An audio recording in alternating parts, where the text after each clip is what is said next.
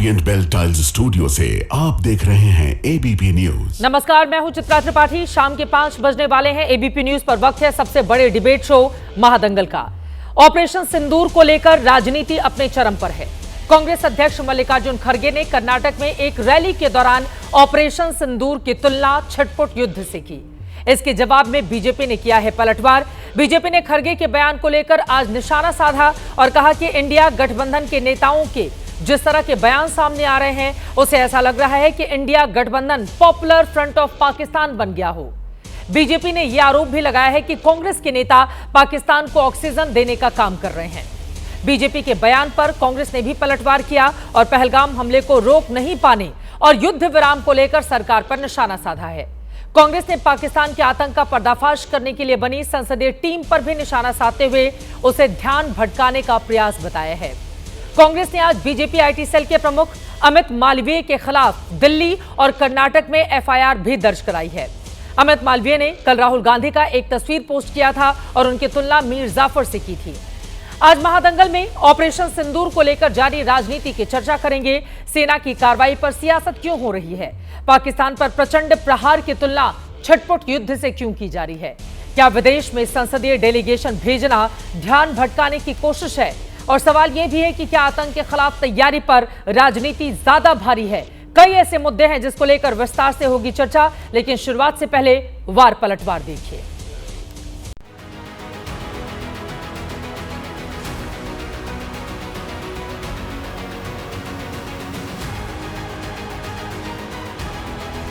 ಹೆಚ್ಚು ಕಡಿಮೆ ಚುಟ್ಪುಟ್ ಯುದ್ಧಗಳು ನಡೆದಿವೆ। इंडिया अलायंस के तमाम नेताओं के बयान पाकिस्तान की मीडिया में, पाकिस्तान की संसद में, पाकिस्तान की सेनाओं की ब्रीफिंग में कोट किए जा रहे हैं। पॉपुलर फ्रंट ऑफ पाकिस्तान की तरह इंडिया अलायंस बिहेव करने लगा है। आतंकवाद के खिलाफ लड़ने की लड़ाई के अंदर हम सब लोग देश के साथ थे, सरकार के साथ थे। जब हम जीत रहे थे और अचानक सीज फायर का अनाउंस हुआ।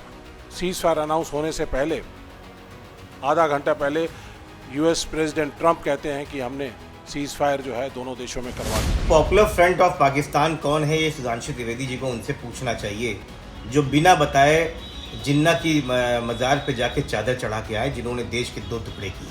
वो जंग हार कर फील्ड मार्शल बनते हैं और कांग्रेस में चुनाव हार कर फील्ड मार्शल बनते हैं। फ्रंट तो भारतीय जनता पार्टी है पाकिस्तान का जी। पाकिस्तान पर टिप्पणियां होती हैं उनकी। भारतीय जनता पार्टी लगातार पाकिस्तान को ऑक्सीजन देती है। इनका 2 गाइड स्थान है, एक नागपुरिया गाइड होते हैं, एक बाहर से गाइड होते हैं। आज पूरा देश हमारे सेना के शौर्य पराक्रम को नतमस्तक होकर के सलाम कर रहा है। इस तरह की छोटी मोटी घटना कहने वाले जो खोटी मोटी बुद्धि वाले लोग हैं, उनको जो है ऊपर वाला बुद्धि दे। और सभी पार्टियों से उन्होंने चुन कर सांसद उन्होंने एक डेलीगेशन बनाया, तो मैं समझता हूँ ये तो एक डाइवर्जन है। आज भी पहलगाम के आतंकवादी को पकड़ा नहीं गया है, आज भी वो लापता है, यहाँ वहाँ चल घूम रहे हैं, हमारे सांसद भी घूम रहे हैं। जो इन्होंने कहा ध्यान बांटने के लिए कि जा रहे हैं बाहर, ये भारत के सभी सांसदों का अपमान तो है ही। आपके नेता या तो ध्यान लगाने को विदेश जाते थे या देश को बांटने के लिए विदेश जाते थे। हमारी नीति भारतीय जनता पार्टी की बहुत स्पष्ट है।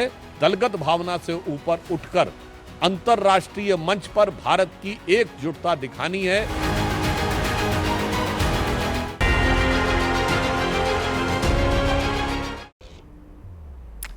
छटपुट युद्ध, यह बयान आखिर किसके विरुद्ध?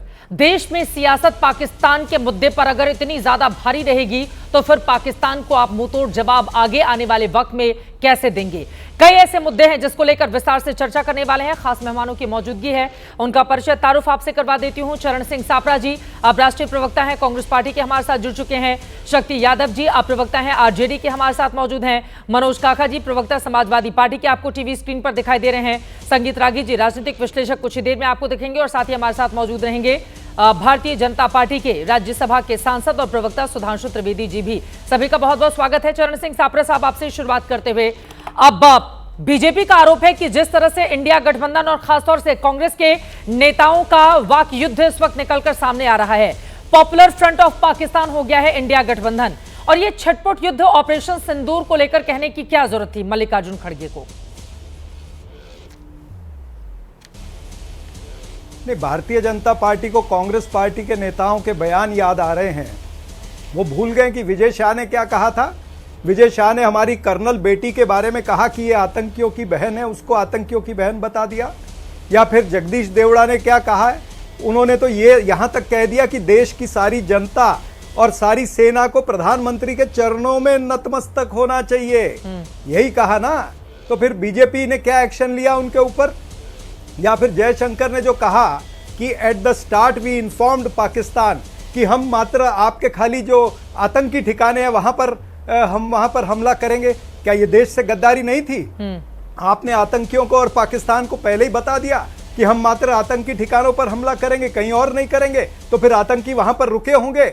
देश से गद्दारी करने का इतिहास ये तो भारतीय जनता पार्टी का है। अगर मैं पीछे की बातें गिनाने जाऊं तो मोरारजी देसाई को वही पाकिस्तान ने पुरस्कार दिया था जो यहां पर भारत रत्न होता है, वो पुरस्कार मोरारजी देसाई को मिला।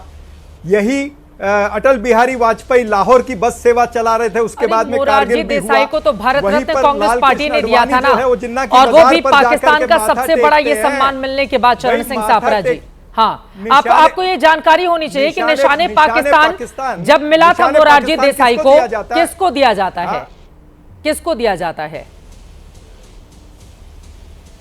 तो निशाने पाकिस्तान क्यों दिया गया था पता है? क्योंकि उन्होंने जियाउल हक को यह कहा था कि हमारे रॉ के लोगों ने बताया है कि आपके न्यूक्लियर की क्या तैयारी है। अपने रॉ के लोगों की सारी इंफॉर्मेशन देने के बाद में हमारे रॉ के लोगों को एक एक करके एलिमिनेट किया गया। और इसी वजह से कांग्रेस सरकार ने निशाने पाकिस्तान मिलने के बाद मोरारजी देसाई को भारत रत्न दे दिया था। सर, फिर आप लोग भी खुद के भीतर झांक कर देखे ना, जिसके ऊपर आप आरोप लगा रहे हैं उसको कांग्रेस ने ही भारत रत्न देने का काम किया था। निशाने पाकिस्तान पहले मिला था, बाद में भारत रत्न दिया गया।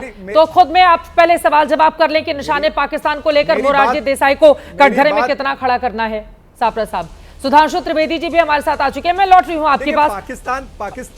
पाकिस्तान को ऑक्सीजन, मेरी बात पूरी होने दीजिए, मेरी बात पूरी होने दीजिए ना। देखिए, पाकिस्तान को ऑक्सीजन तब भी मिली थी जब लाल कृष्ण आडवाणी जी ने जाकर के जिन्ना की मजार पर माथा टेका और कहा कि जिन्ना सेक्युलर लीडर है, लिख करके आए हैं वहां पर।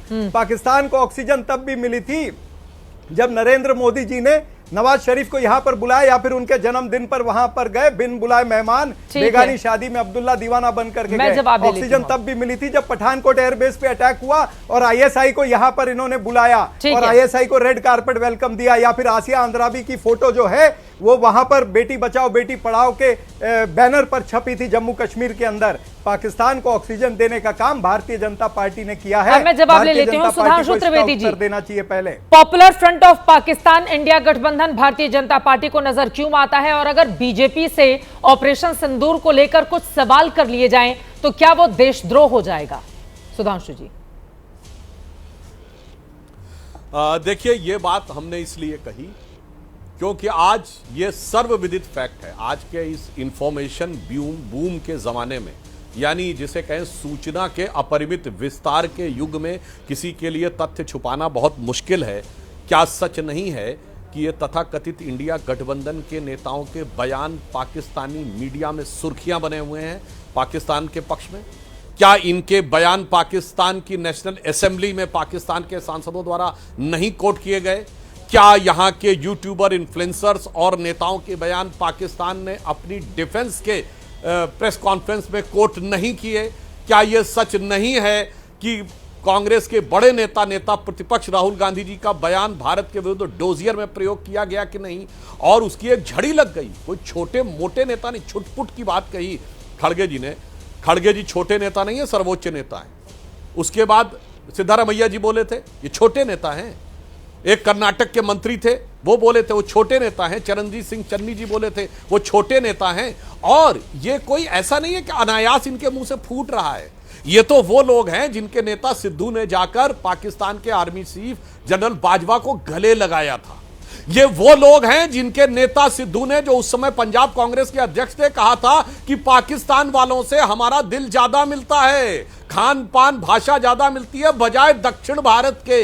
ये पंजाब प्रदेश कांग्रेस कमेटी के अध्यक्ष का बयान था। ये वो नेता हैं जिनके नेता मणिशंकर अय्यर ने जाकर पाकिस्तान में कहा था मोदी को हटाना है। और साहब आपने ऑक्सीजन की बात कही थी सापरा जी, एक लाइन में बता दूं, ऑक्सीजन तो उस दिन दी गई थी जिस दिन सिंधु नदी जल के समझौते में 80% पानी पाकिस्तान को दे दिया गया। ऑक्सीजन नहीं, हाइड्रोजन प्लस ऑक्सीजन पूरा एसटीओ दे दिया गया था। और हमने क्या दिया है, उसके बाद कितनी कार्बन डाइऑक्साइड दी है ये देख लीजिए। पहले हमने जो सर्जिकल स्ट्राइक की थी उरी के बाद, तो उसमें आतंकियों का कैंप मारा था बालाकोट में और उनको कार्बन डाइऑक्साइड दी, उनका लॉन्च पैड मारा। और इस बार तो अमोनिया भी दे दिया जब जैश मोहम्मद और लश्कर तैयबा के हेडक्वार्टर को मारा। और लास्ट में मैं कह दूं, और इतना ही नहीं, किराना हिल्स पे जाकर जो हुआ है, एक लाइन में मेरे आपके लाखों दर्शक देख रहे हो, ऑन रिकॉर्ड बयान है शहबाज शरीफ का, मैं कोट अनकोट में बोल रहा हूं। पाकिस्तान के प्रधानमंत्री शहबाज शरीफ ने कहा कि मुझे रात में आर्मी, मेरे सिपह सलार army chief general Asim Munir ने 9 और 10 मई की रात, दरमियानी रात 2:30 बजे मुझे उठाकर कहा कि भारत ने नूर खान एयरबेस पे मिसाइल गिरा दी है। बिल्कुल। अब इसके बाद अगर छोटा नजर आता है इनको, तो मुझे लगता है इनकी सोच कितनी छोटी है समझी जा सकती है। सापरे साहब, छोटी कितनी और खोटी कितनी। सापरे साहब आप इस सवाल का भी जवाब दीजिए। और जयराम रमेश जब ये कहते हैं कि संसदीय डेलीगेशन भेजना ध्यान भटकाने का एक और प्रयास है, उसमें तो कांग्रेस पार्टी के भी सांसद जा रहे हैं, उसमें तो दूसरे दलों के भी नेता जा रहे हैं, तो ध्यान भटकाने का यह प्रयास भी कैसे हो गया? और सुधांशु जी के आरोपों पर भी जवाब दीजिए आप।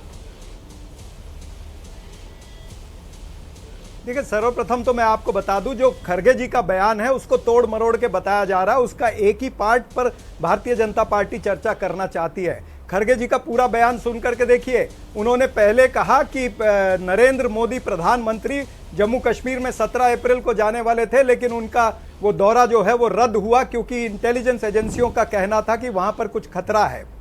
जब प्रधानमंत्री का दौरा रद्द हुआ तो पहलगाम के अंदर जहां पर 5000 सैलानी थे, जहां पर पर्यटक, जहां पर मारे गए, जो निर्मम हत्या हुई है, वहां पर 500 सैलानी वहां पर थे। क्यों नहीं वहां पर सीआरपीएफ का एक भी जवान था?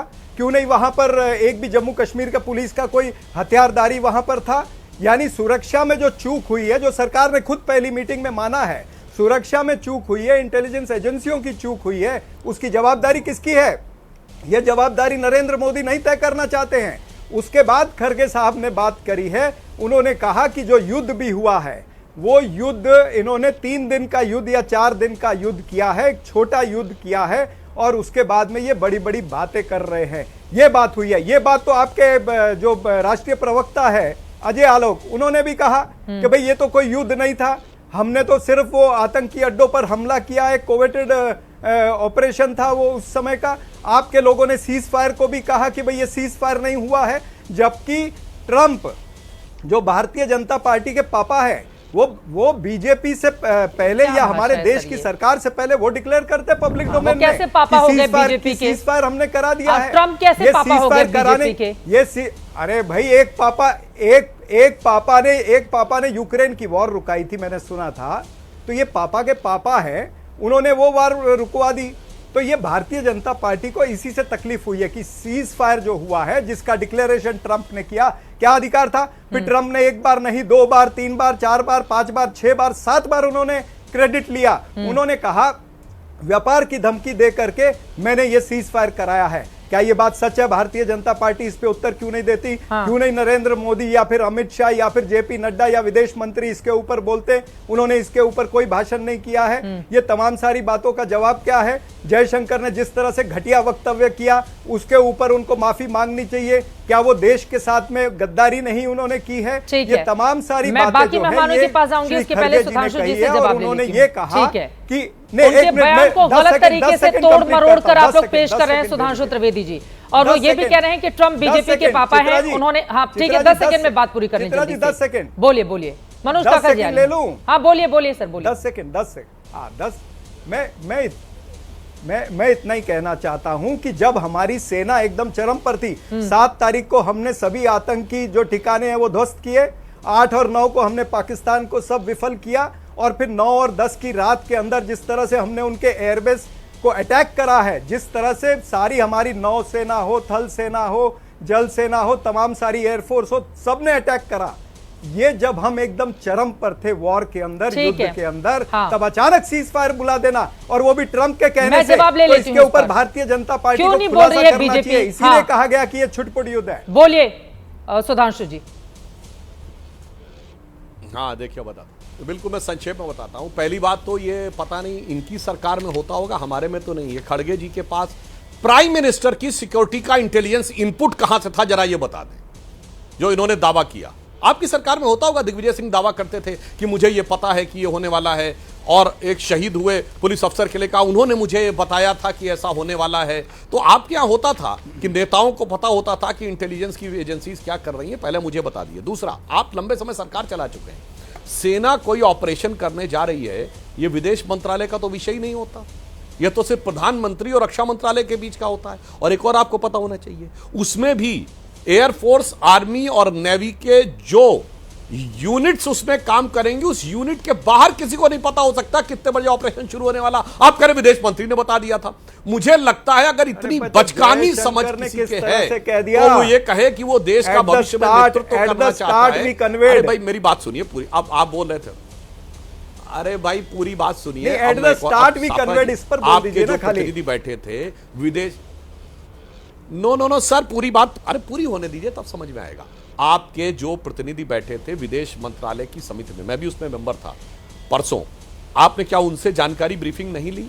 विदेश सचिव ने साफ कहा, नहीं साहब, स्टार्ट पे नहीं बोला था, ऑपरेशन कंप्लीट होने के बाद रात को 1:30 बजे विदेश मंत्री ने उनसे कहा कि हमने ये किया है, क्योंकि भारत मारता है, घुस के मारता है, ठोक के मारता है, और फिर बता के भी बता जाता है कि हमने ये किया। उन्होंने कहा हमने आपके किसी सिविलियन टारगेट को, सर अपने टर्न पे बोलिए, आपने अपने टर्न पे बोलिए।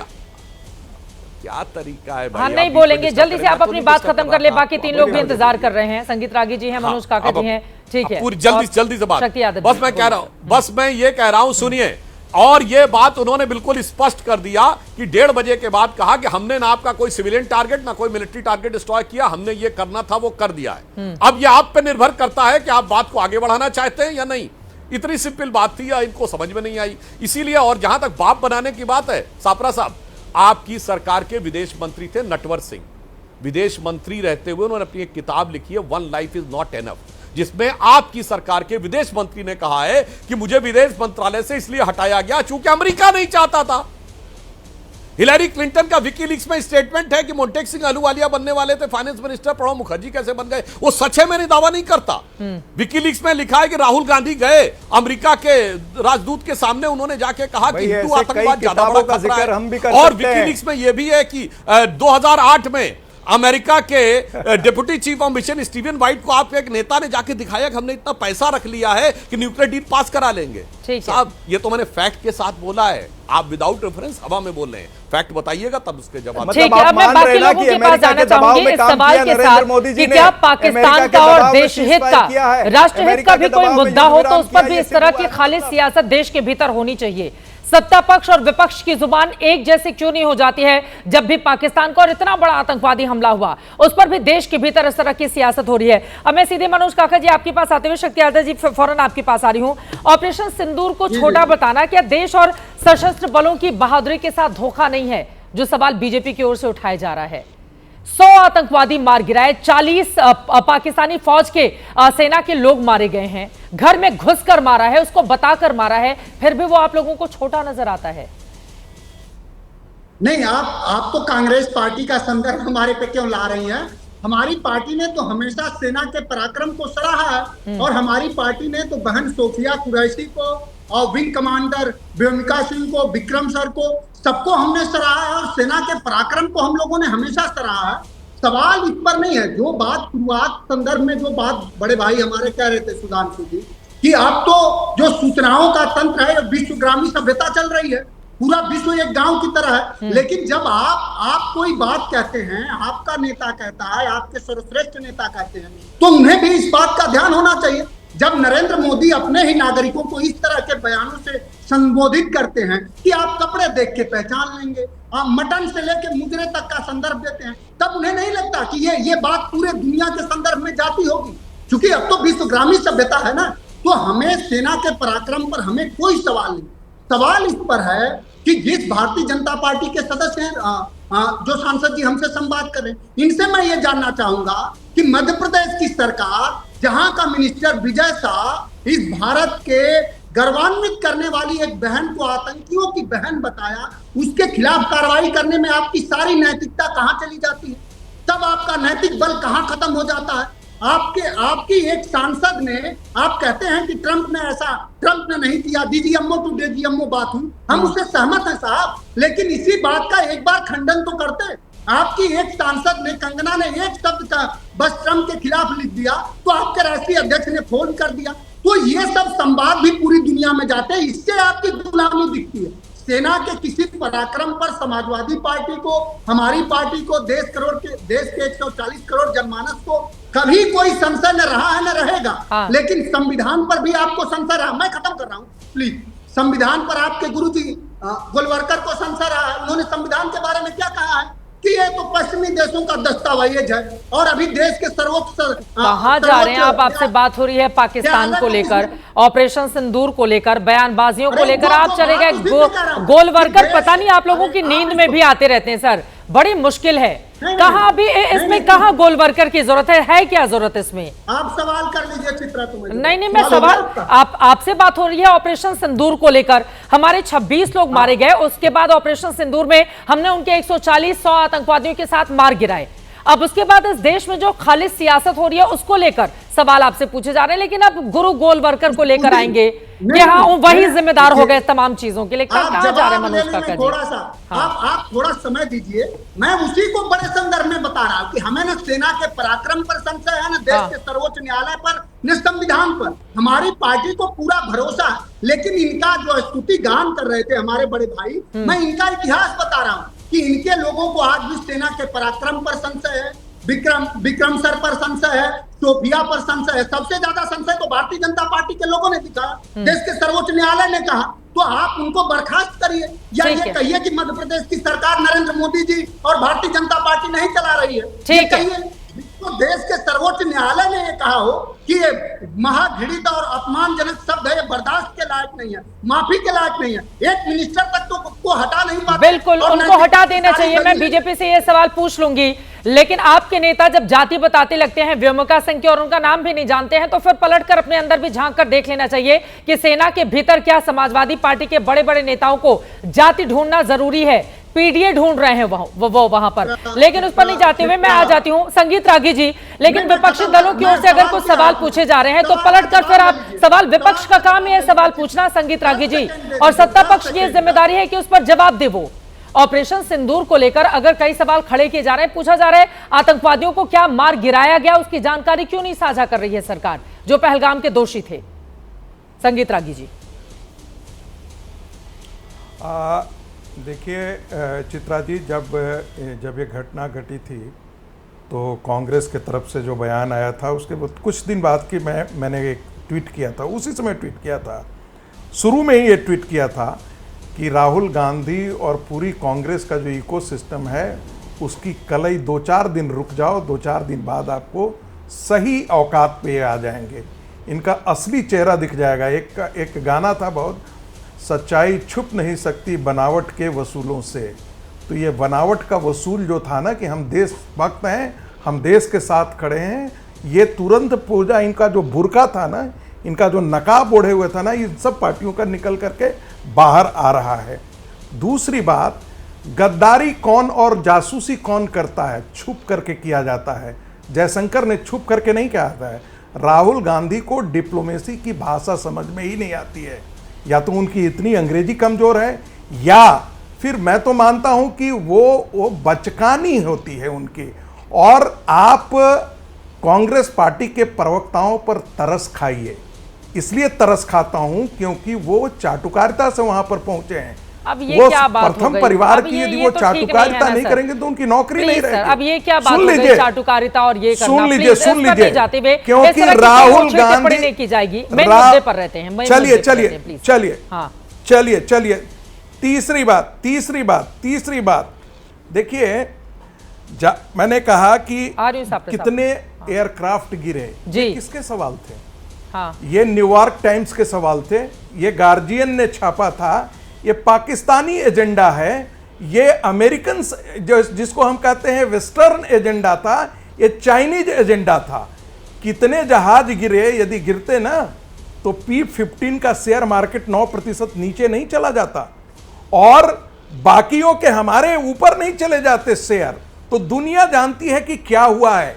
ये सवाल इस समय पूछना राहुल गांधी से ये अपने आप में बताता है कि वो कहां पर खड़े हैं, देश के साथ खड़े हैं, सेना के साथ खड़े हैं या पाकिस्तान के साथ खड़े हैं। और एक बात तो मैं बहुत खड़े हो गए वो पाकिस्तान के साथ? हाँ। एक कम्युनिकेशन थियरी में कैसे पढ़ाया, खड़े हो गए वो पाकिस्तान के साथ? 10 सेकंड दीजिए, 10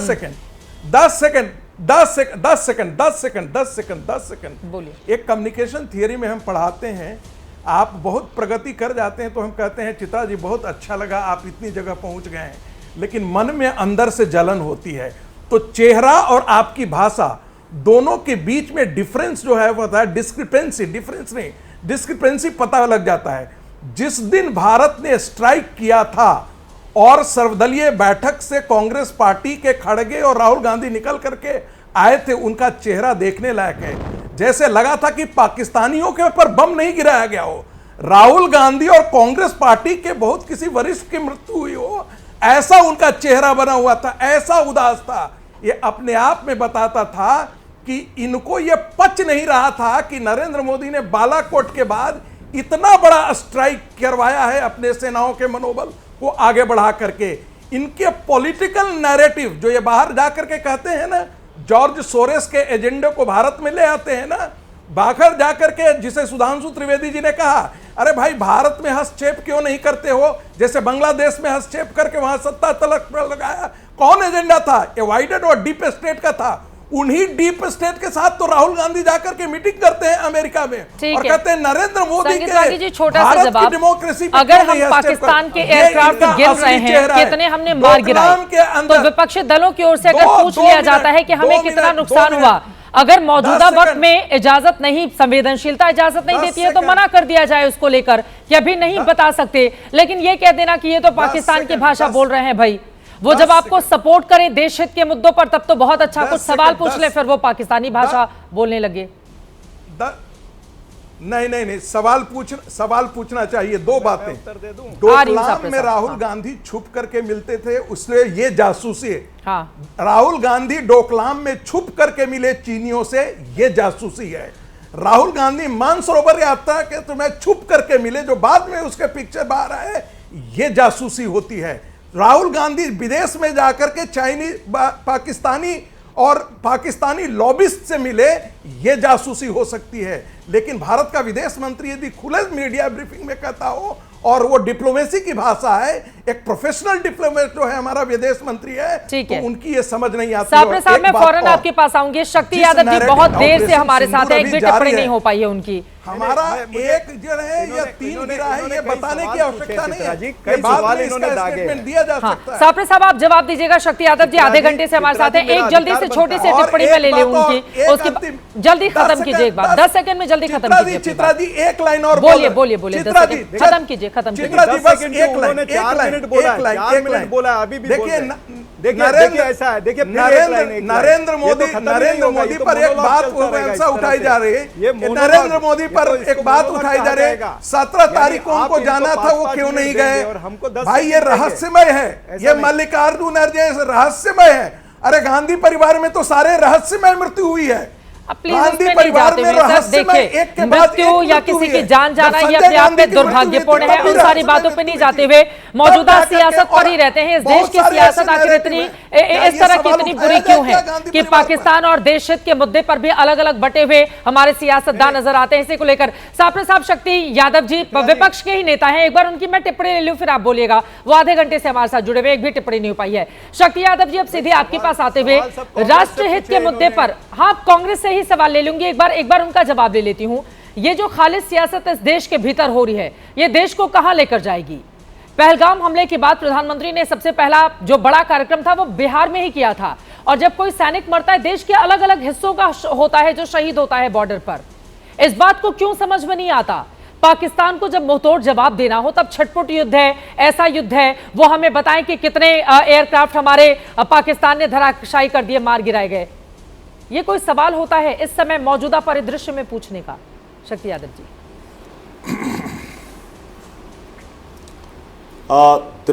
चित्रा जी, हम लोगों ने शुरू से ही स्पष्ट कर रखा है और हम लोगों ने युद्ध के पहले मुस्तैदी के साथ कहा कि आतंकवादियों के खिलाफ जितने कठोर फैसले सरकार लेगी, देश सामने खड़ा दिखाई पड़ेगा, सरकार के सामने खड़ा दिखाई पड़ेगा।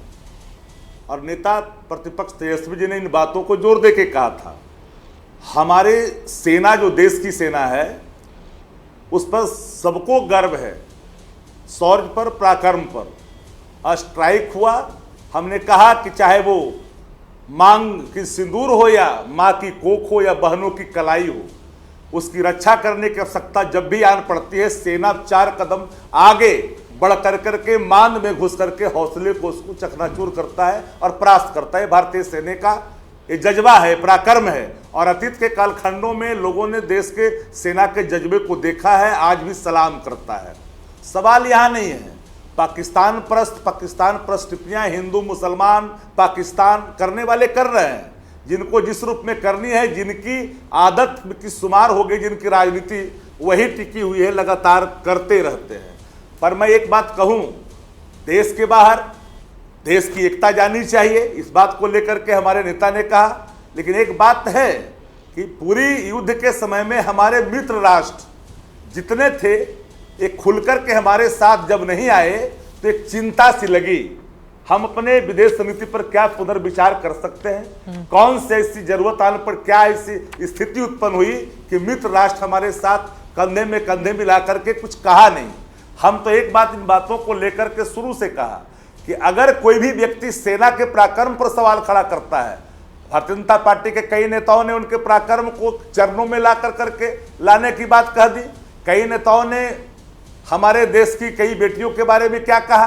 अब सेना के बारे में टिप्पणी की जानी एवं उनकी मानसिकता ओछी मानसिकता का परिचायक है, चाहे वो किसी दल के हो, कोई हो। हाँ, एक सवाल बनता, जो सवाल सामने आप रेंगता है और दौड़ता है, जिन सवालों पर आप डिबेट करते हैं। ये बात सही है, युद्ध हुआ, 2 दिन का हुआ, 4 दिन को हुआ, युद्ध की लंबी अवधि नहीं चली। हम अभी तक उस बेस को समाप्त नहीं कर पाए। एक सवाल आया सामने भाई कि तीसरा राष्ट्र जिसको इनिशिएटिव नहीं लेनी चाहिए कि सीज फायर हुआ दोनों तरफ से, ये आपत्ति लगी लोगों के। हमारे राष्ट्र का ये हमारा नहीं चरित्र है कि हमको तीसरा राष्ट्र आकर के हस्तक्षेप करे। ये सवाल, चूंकि जन भावना, जब 26 लोग मारे गए थे आतंकियों के हमले में, तो देश की भावना थी कि कठोर कार्रवाई हो, उसको जवाब मिले।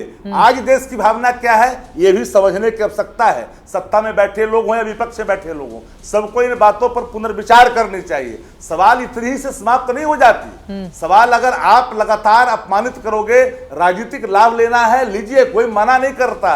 हर कोई राजनीतिक लाभ के लिए ही अगर काम करो, अरे राष्ट्र सर्वोपरि है, राष्ट्र की एकता, अखंडता, संप्रभुता कायम है ना, तो राजनीति तो कर ली जाएगी। लेकिन जब राष्ट्र की बात आती है तो राष्ट्रीय एकता में कहीं अलग राय नहीं होती है। लेकिन राय अलग करने के लिए अगर बीज आपने बोया तो आपको उन सवालों से बचना पड़े, नहीं बचिएगा, आपको जवाब मिलेगा। तो जवाब जो लोग दे रहे हैं तो आप एक तरफा नहीं समझिए, आखिर एक क्रिया का प्रतिक्रिया का हिस्सा है ये। ठीक है, मैं जवाब ले लेती हूं। आपने उनके सवाल सुन लिए, सुधांशु जी आप जवाब दीजिए। सापरा जी, इसके बाद मैं फौरन आपके पास आऊंगी।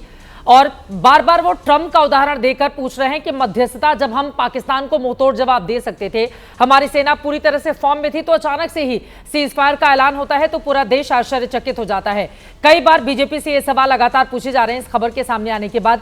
और सुधांशु जी, इसी के साथ मेरा भी एक सवाल है। सवाल यह है कि जब बीजेपी को ये जो डेलीगेशन आप लोगों ने तय किया, विदेशों में एक जा भी चुका है, फिर एक एक करके हमारी जो 7 टीमें बनाई गई हैं टीम इंडिया की, वो जाकर पाकिस्तान का पोल खोलेंगी, तो यहां पर कांग्रेस पार्टी की ओर से जो नाम दिए गए थे, सभी को दरकिनार करके आप लोगों ने एक आनंद शर्मा को लिया और खुद से चूज कर लिया कि कांग्रेस का कौन कौन सा नेता जाएगा। तो जब खुद ही से चूज करना था हर किसी को, तो यह औपचारिकता करने की क्या जरूरत थी कि हम बाकी लोगों से, पार्टियों से नाम मांगे? सुधांशु जी, इस पर भी जवाब दीजिए आप। दोनों बातों पे पहले जो ये मध्यस्थता की बात कही जा रही है, मैं केवल फैक्ट्स और टाइमलाइन बताऊंगा, बाकी लोग अपने आप करेक्ट कर लें। 9 मई को अमेरिका के उपराष्ट्रपति जेडी वेंस से भारत पाकिस्तान के बीच के कॉन्फ्लिक्ट पर पूछा गया। उनका ऑन रिकॉर्ड बयान है, this is none of our business, हमारा इससे कोई लेना देना नहीं। तो अचानक 24 घंटे में क्या हो गया कि ट्रंप को न्यूक्लियर थ्रेट नजर आने लगी। अब आइए टाइमलाइन। 9 और 10 की दरमियानी रात 2:30 पे रात को बकौल शहबाज शरीफ आसिम मुनीर ने कहा कि नूर खान एयरबेस के ऊपर गिरा। नूर खान एयरबेस उनका बहुत स्ट्रेटेजिक एयरबेस है। अब आइए साहब, मॉर्निंग में उन्होंने भारत से संपर्क साधने का प्रयास किया। अब आप आइए, इसके बाद जो उनका सरगोधा एयरबेस के ऊपर हिट हुआ है, जिसको लेकर यह खबर 14 मई को अमेरिका के विदेश मंत्रालय स्टेट डिपार्टमेंट की प्रेस कॉन्फ्रेंस में पूछी गई कि क्या अमेरिका का कोई ऐसा विमान पाकिस्तान में गया है जो न्यूक्लियर लीकेज पे हुए रेडिएशन के बारे में जानकारी रखने के लिए भेजा गया है। वो जवाब दे सकते थे ऐसा कुछ नहीं हुआ है। उन्होंने कहा मैं इसका उत्तर नहीं देना चाहूंगा। अब आप आ जाइए फिर 10 मई के सुबेरे।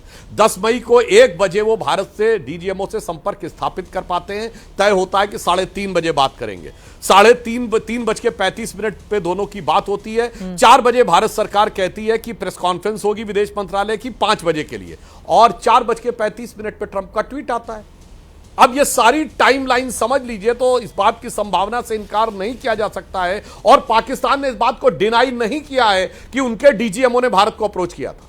इसका मतलब कुछ पाकिस्तान में ऐसा घटित हुआ 9-10 की रात को, जिसके बाद उन्हें परेशानी महसूस हुई और उन्होंने अप्रोच किया और फिर ट्रंप को यह लीक कर दिया हो, इसकी संभावना से इनकार नहीं हो सकता है। और यह भी बात एक और मैं दर्शकों के लिए बता दूं, जो न्यूक्लियर वेपन है वो किसी ओपन कमरे में शोरूम की तरह नहीं रखे जाते।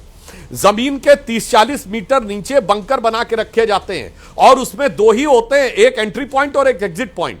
अगर ऐसी अंतर्राष्ट्रीय मीडिया में खबर है कि उन दोनों को डैमेज कर दिया गया था, तो यह खतरा हो जाता है कि अंदर क्या हुआ है यह अंदर जाने के बाद पता लगेगा। और in case of nuclear leak, Sapra साहब, शक्ति जी और मनोज जी भली भांति समझे, सरगोधा की भारत के सीमा से दूरी कितनी है? 177 किलोमीटर। केवल 177 किलोमीटर, जो दिल्ली में मथुरा ज्यादा दूर है और भारत की सीमा से सरगोधा कम दूर है, वो भी हिल्स के ऊपर। तो भाई साहब, अगर कोई ऐसी अनहोनी होती तो वो भारत की सीमा नहीं देखती, तो अंतरराष्ट्रीय सीमा देख के रेडिएशन रुकता नहीं है। इसलिए क्या संभावनाएं हुई, मुझे लगता है ये सारे विषय सुरक्षा विशेषज्ञों और हमारे आर्मी के जानकार लोगों के ऊपर छोड़ देना चाहिए। इसके ऊपर राजनीति करने से बाज आना चाहिए। आज हम सब मिलकर वो एक उदाहरण प्रस्तुत करें पूरी दुनिया में, जो नरसिम्हा राव की सरकार थी 1995 में जेनेवा में प्रस्ताव लाई थी पाकिस्तान कश्मीर को लेकर, अटल बिहारी वाजपेयी जी नेतृत्व करते हुए गए थे और नरसिम्हा राव सरकार का समर्थन किया था, नरसिम्हा राव सरकार को पूरा क्रेडिट दिया था। अब आपको बात बताता हूं जो आपने सवाल पूछा है। देखिए, हमने जिनका चयन किया वो पदेन किया है। भारत की संसद की विदेश संबंधी मामलों की समिति के अध्यक्ष कौन? शशि थरूर। तो भाई ऐसा कौन सा विदेश का डेलीगेशन हो सकता है जिसमें विदेश संबंधी मामलों की समिति का अध्यक्ष ना हो और खुद डिप्लोमेट रहे? दूसरा, सलमान खुर्शीद कौन है? भारत के पूर्व विदेश मंत्री। एक क्राइटेरिया तय किया गया कि एक्स फॉरेन मिनिस्टर्स को ले जाया जाएगा, उसमें सलमान खुर्शीद भी हैं, एमजे अकबर भी हैं और हमारे वी मुरलीधरन भी हैं। 2 हमारे लोग हैं जो एमपी नहीं है। तो अगर पूर्व विदेश मंत्रालय की कैटेगरी में वो आ गए तो मुझे समझ में नहीं आता है कि इसमें कौन सी समस्या की बात है। तो मुझे लगता है कि कांग्रेस पार्टी में अब शक, एक दूसरे पे संदेह इतना गहरा हो गया है कि भारत की सेना पर संदेह, सरकार पर संदेह करते करते अपने लोगों पर संदेह करने लगे हैं। अब इस वहम का इलाज तो साहब हकीम लुकमान के पास भी नहीं हो सकता। चरण सिंह सापरा जी, जवाब दे दीजिए। ये बात तो सच है ना, वो तो आप ही के सांसद को लेकर जा रहे हैं। ऐसा तो है नहीं कि कांग्रेस पार्टी का नाम देकर किसी और पार्टी के सांसद को वो लेकर जा रहे हैं। उस पर भी इतनी ज्यादा सियासत क्यों? आपने 4 का नाम दिया था, वो 5 को लेकर जा रहे हैं। और उन्होंने सलमान खुर्शीद तो इसके पहले अटल बिहारी वाजपेयी के साथ 1994 में भी जा चुके हैं। 11 तारीख को जो युद्ध विराम हुआ है उसमें भारतीय जनता पार्टी की और नरेंद्र मोदी की बहुत बड़ी किरकिरी हुई है। ये खुद जानते हैं, इन्होंने सारा देखा सोशल मीडिया। जनता, जो आम जनता है ना, विपक्ष को छोड़िए, आम जनता ने कई सारे सवाल पूछे जो विपक्ष पूछ रहा है। वो सवालों के उत्तर इनके पास में नहीं है। तो इन्होंने क्या देखा कि अगर कूटनीति में हम फेल हो रहे हैं, भाई युद्ध के चलते आईएमएफ ने लोन भी दे दिया पाकिस्तान को, एक भी देश भारत के साथ में नहीं खड़ा रहा, ये इनकी कूटनीतिक फेलियर है। और इन्होंने भी एब्सटेन किया, ये नेगेटिव वोट दे सकते थे, पहले भी तो भारत ने जिम्बाब्वे के खिलाफ नेगेटिव वोट दिया, या फिर यूक्रेन के खिलाफ रशिया ने नेगेटिव वोट दिया है, भारत ने नेगेटिव वोट नहीं दिया, एब्सटेन किया है। आज छोटे छोटे देश भी जो है वो हमारे साथ में समर्थन नहीं कर रहे, चाहे वो बांग्लादेश है, नेपाल है, मालदीव्स है, ये छोटे देश। ट्रंप ने क्या किया, ट्रंप ने खुद अनाउंसमेंट किया और सारा क्रेडिट लिया और कहा कि मैंने इनको व्यापार की धमकी दी है। ट्रंप ने भारत को और पाकिस्तान को एक बराबरी पर खड़ा कर दिया, नरेंद्र मोदी कुछ नहीं बोले। यानी एक जाहिल मुल्क, एक आतंकवादियों को पैदा करने वाला मुल्क भारत के साथ ट्रंप ने खड़ा कर दिया, लेकिन नरेंद्र मोदी और भारतीय जनता पार्टी के आला नेता या सरकार के नेता उसके विरोध में नहीं बोले हैं। ये हम सवाल पूछ रहे हैं और ये देश भी पूछ रहा है। अब मैं कूटनीति पे आता हूं। कूटनीति के बाद में इन्होंने देखा जब विफल हो रहे हैं तो इन्होंने फूटनीति चालू की, और वो फूटनीति का एक उदाहरण है जो अभी आपने चर्चा की, सलमान खुर्शीद जी का नाम कैसे आया या शशि थरूर जी का नाम कैसे आया। भैया आपने ही नाम देने थे तो हमारे से क्यों मांगे। लेकिन मैं आज इनको बता दूं, सुधांशु त्रिवेदी जी को, हमारे जो मेंबर पार्लियामेंट गए हैं या जो नहीं जा सके हैं, ये सभी स्टेट्समैन हैं। हमारे अंदर में कोई फूट नहीं है। जो नरेंद्र मोदी फूट नीति के जरिए हमारे में फूट डालना चाहते थे, कांग्रेस पार्टी के स्टेट्समैन सांसद हैं, इनके मन में कोई फर्क नहीं है। और आप ये फूट नीति में भी फेल हुए हैं, आप कूटनीति में भी फेल हुए हैं। अब मैं आता हूं कि संगीत रागी जी ने बहुत बड़े लंबे लंबे भाषण दिए। इन्होंने क्या क्या कहा, इन्होंने पहले तो हिट एंड रन की पॉलिटिक्स करने की बात की, कभी यहां की बात कभी यहां की बात, गोल पोस्ट चेंज करते रहे। उसके बाद में इन्होंने कहा कि 4 दिन के बाद, मैं कह रहा था सभी को कि 4 दिन के बाद इनका विपक्ष का असली चेहरा नजर में आएगा। अरे भाई साहब, 4 दिन के बाद तो सत्ताधारियों का चेहरा नजर आ गया कि कितने डरपोक आप हैं। ट्रंप के सामने घुटने आपने टेक दिए, और चाटुकारिता तो आप 10 साल से कर रहे हो भारतीय जनता पार्टी की और नरेंद्र मोदी जी की। अब आप भी शुरू हो गए। लेकिन आपके ऊपर अभी तक नजर नहीं पड़ी है। थोड़े साल और चाटुकारिता आपको करनी पड़ेगी, थोड़ी और मेहनत आपको करनी पड़ेगी। और जो कांग्रेस पार्टी डिमांड कर रही है कि पार्लियामेंट सेशन बुलाया जाए, भाई क्या है पार्लियामेंट सेशन बुलाने में, क्या प्रॉब्लम है आप लोगों को?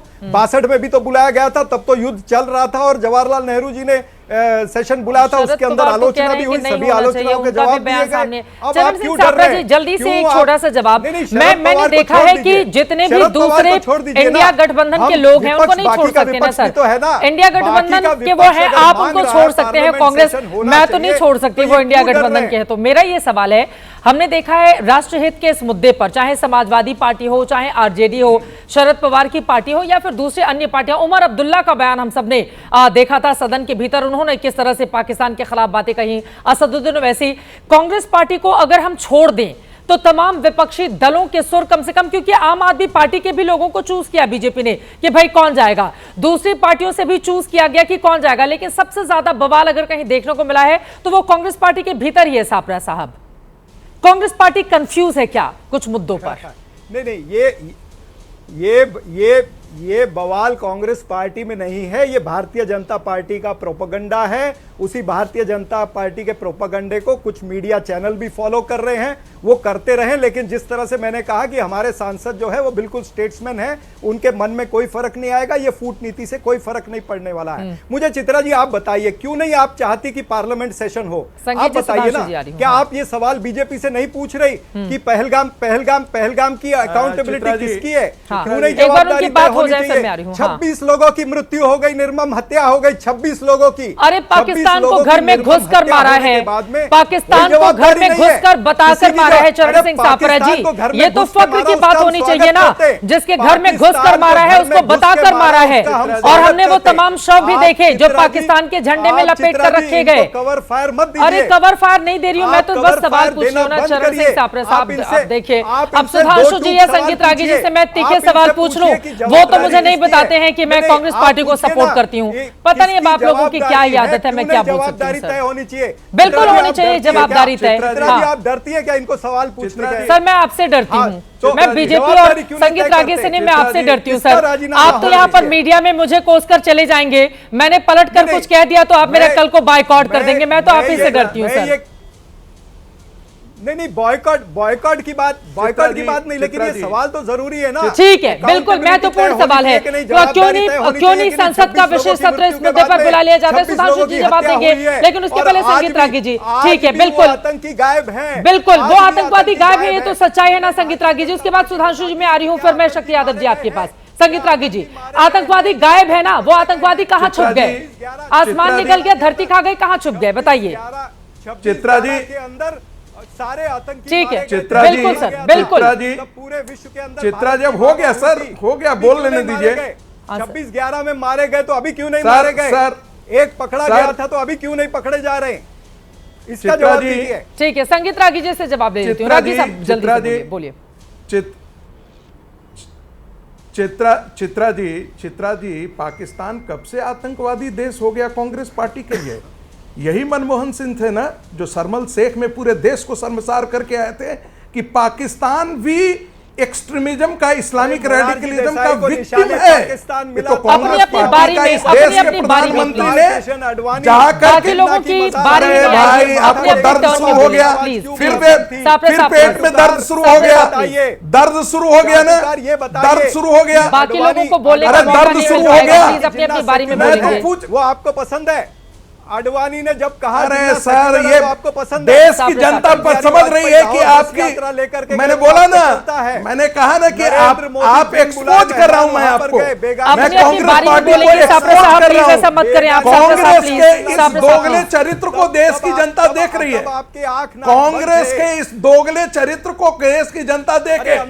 दूसरी बात, हमारे देश के विदेश मंत्री से लेकर के एक अदना सा अधिकारी भी ट्रंप का नाम नहीं लिया है। ट्रंप के गाल पर एक बहुत बड़ा तमाचा है, डिप्लोमेटिक तमाचा है कि ट्रंप के बात को हमारा विदेश मंत्रालय एक आर्मी कॉग्निजेंस भी नहीं लिया। ठीक है, लेकिन जल्दी से सुधांशु जी, वक्त हमारे पास कम है। शक्ति यादव जी भी है, मनोज काका जी भी है। सुधांशु जी उन्होंने बीजेपी पर जो सवाल उठाए थे जल्दी से आप जवाब दे दिए। सर वक्त कम है, दोनों लोग सब लोग बोलेंगे, समझ में कैसे आएगा? प्लीज साहब। सुधांशु जी, उन्होंने बीजेपी को लेकर जो सवाल खड़े किए थे, जवाब उस पर। देखिए, एक बात बहुत स्पष्ट रूप से इनको समझनी चाहिए कि जिन जिन लोगों का नाम हम लोगों ने लिया है, आपके करोड़ों दर्शक जो देख रहे हैं वो जाके टीवी पे देख लें कि जो लोग गए हैं वो कितने आर्टिकुलेट हैं बोलने में, और जिन लोगों के नाम इन्होंने दिए हैं वो लोग कितने आर्टिकुलेट थे। बहुत आसानी से समझा जा सकता है। हाँ, इस संभावना से इनकार नहीं कर सकते कि राहुल गांधी जी विदेश जाते हैं, जाने कौन कौन लोगों के नेटवर्कों से मिलते हैं, तो उनके मन में कहीं आशंका ना हो जाए कि मेरे अपने ट्रस्टेड लेफ्टिनेंट के अलावा हमारी पार्टी के भी कुछ लोगों को कहीं खबर ना मिल जाए, कहीं कुछ सुराग ना मिल जाए, कहीं कुछ सूंघ ना ले। वो खतरा हो तो मैं उस बात को जायज मानता हूं, मगर मैं इतना जरूर कह देना चाहता हूं, चरण सिंह सापरा साहब अभी बाप बनाने की बात कह रहे थे, तो ये बताइए विदेश में जाके किसने कहा था, why the defenders of democracy England and America are silent, कि वो भारत में आके हस्तक्षेप करें? ये राहुल गांधी ने बोला था ना कि इंग्लैंड और अमेरिका जो हैं वो बाप हैं डेमोक्रेसी के, वो आकर हस्तक्षेप करें। और पाकिस्तान को किसने कहा था कि मोदी को हटाओ? सर अपने टर्म पे बोलिए, ये आज की बात है, पिछले साल मार्च की बात है। जब कहता अरे भाई व्यापार की धमकी देके मैंने साहब नहीं हो पाएगा। सुधांशु जी वक्त कम है, साहब ऐसे नहीं डिबेट हो पाएगी। प्लीज सबके बीच में आप बोलेंगे, तो सुधांशु जी बात खत्म करें। सापरा जी, देखिए यही बराबर बोल रहा हूं ना, आप कैसे राहुल प्रभाव में आ जाते हैं बुद्धि के? आप बताइए कि व्यापार का धमकी देकर। अरे भाई आप लगातार बोल रहे हैं, दर्शकों को समझ में आ रहा है।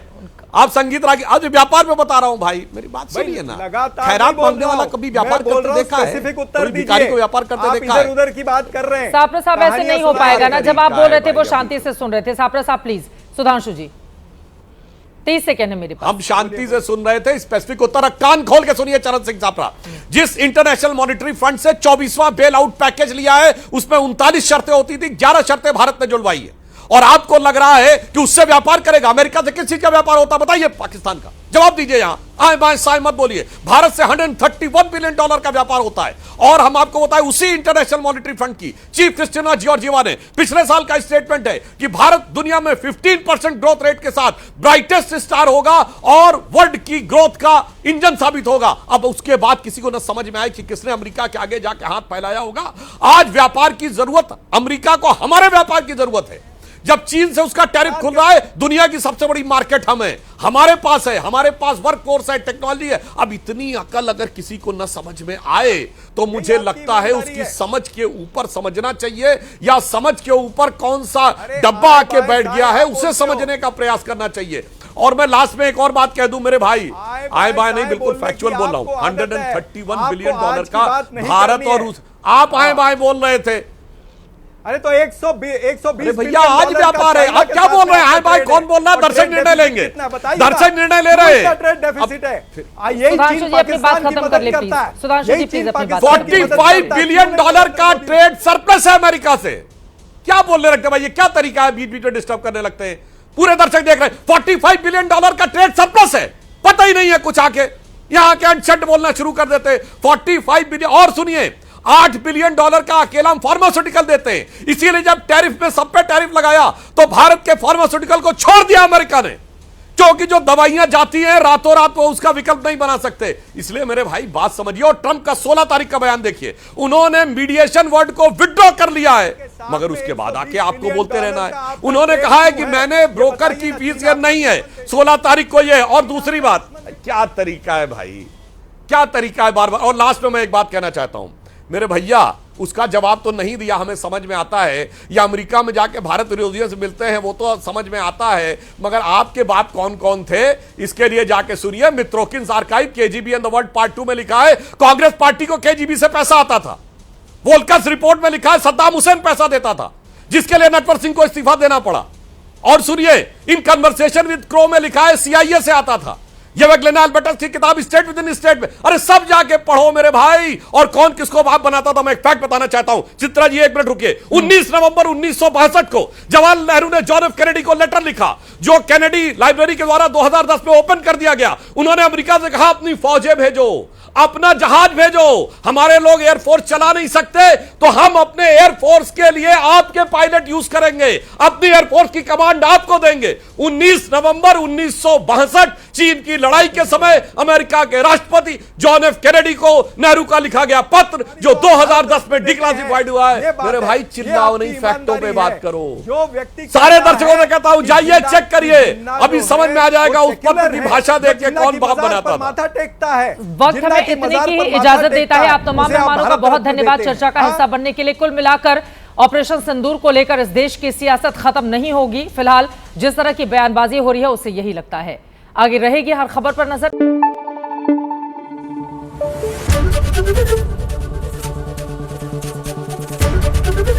ABP न्यूज आपको रखे आगे।